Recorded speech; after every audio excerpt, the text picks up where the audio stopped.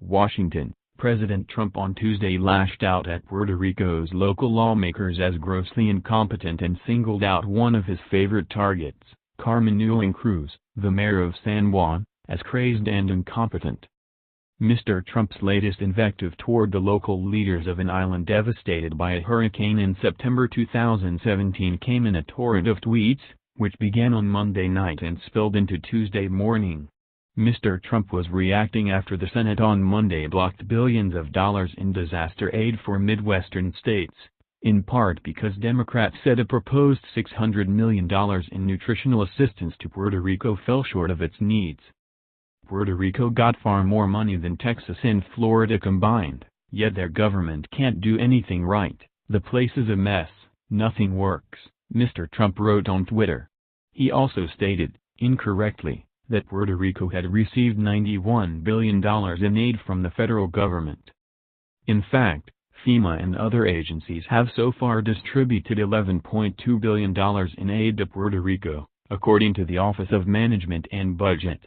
Some $41 billion in aid has been allocated, while $91 billion is the budget office's estimate of how much the island could receive over the next 2 decades. Governor Ricardo Rossello of Puerto Rico, a Democrat, responded to Mr. Trump in a tweet of his own on Tuesday. Mr. President, once again, we are not your adversaries, we are your citizens, Mr. Rossello wrote. Mr. Trump has long been sensitive when it comes to the subject of Puerto Rico, where the American government's response to Hurricane Maria was widely criticized as too slow. Aides and allies said Mr. Trump had vented privately that Puerto Ricans had complained too much, and he had also noted privately that Hurricane Maria, which killed 2,975 people as a result of the storm and its effects, was not as bad as Hurricane Katrina, in which fewer people, 1,833, were killed. Mr. Trump has long hit back at Ms. Cruz, who during the disaster became the most outspoken critic of the federal response. On Tuesday, Mr. Trump seemed to imply in his tweets that Puerto Rico was not part of the United States, noting that local elected officials only take from USA.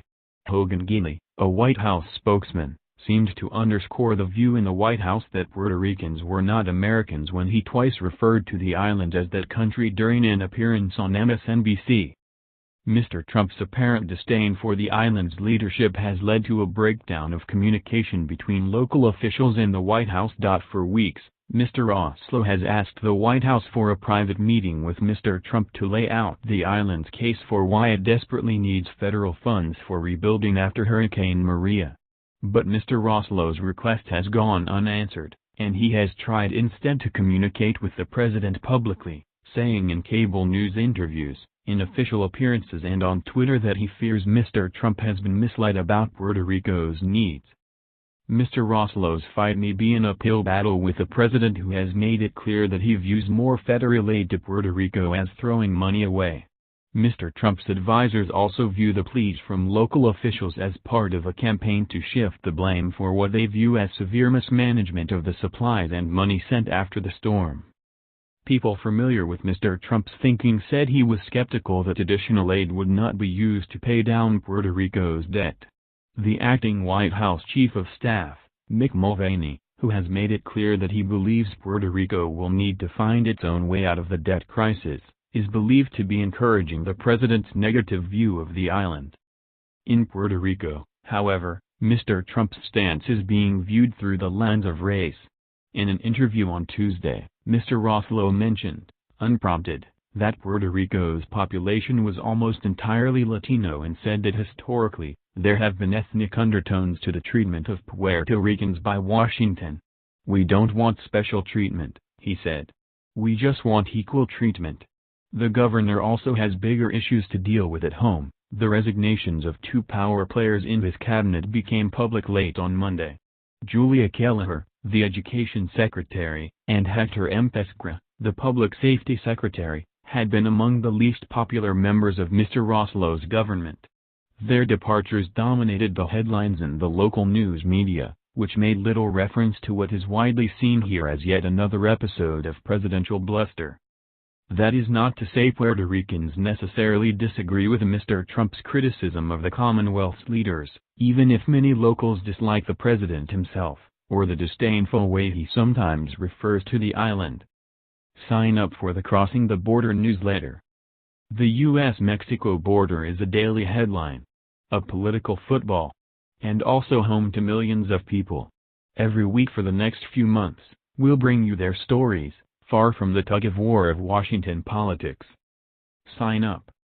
We have a political caste that is opportunistic and extremely corrupt, said Eduardo Lalo, a well-known local novelist, humanities professor and opinion columnist who supports Puerto Rican independence.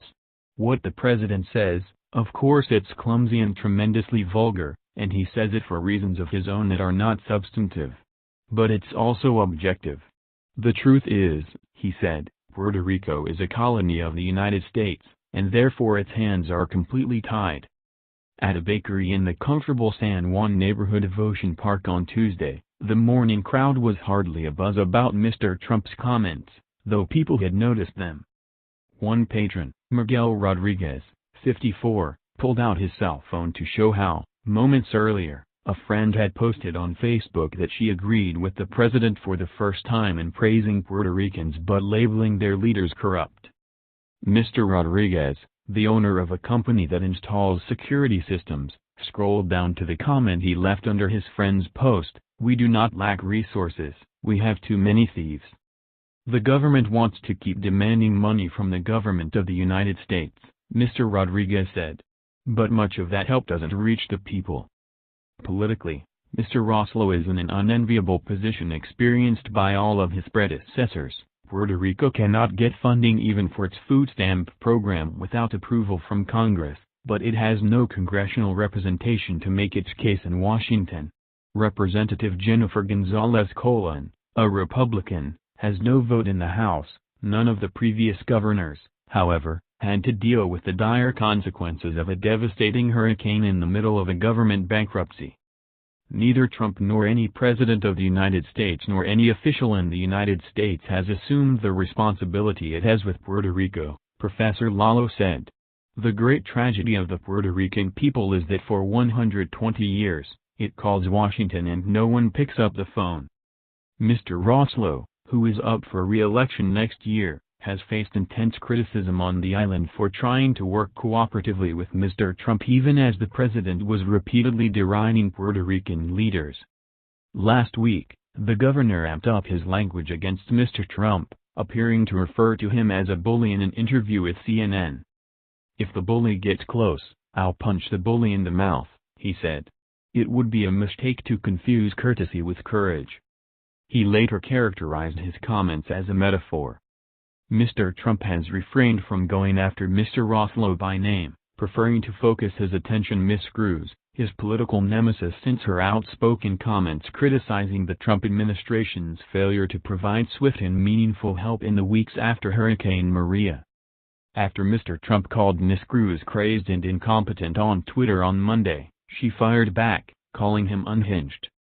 "He can huff and puff all he wants but he cannot escape the death of 3,000 on his watch," she wrote. "Shame on you." Ms. Cruz recently declared her candidacy for governor. She and several other candidates are hoping to unseat Mr. Roslo in 2020. He is a supporter of Puerto Rican statehood, she is not. When he doesn't get his way, he tries to pit people against each other, Ms. Cruz said of Mr. Trump in an interview on Tuesday. 3,000 people died under his watch and he has never acknowledged it. He's now trying to weaponize help, and, in his desperation, he's lying about it. Calling Puerto Rican leaders corrupt reflects poorly on Mr. Trump's own administration, she added. If he thinks that the money that has come to Puerto Rico is money that we shouldn't have received, then he doesn't trust FEMA, she said. He shows his inability to lead and that he is incapable of understanding how his own government works.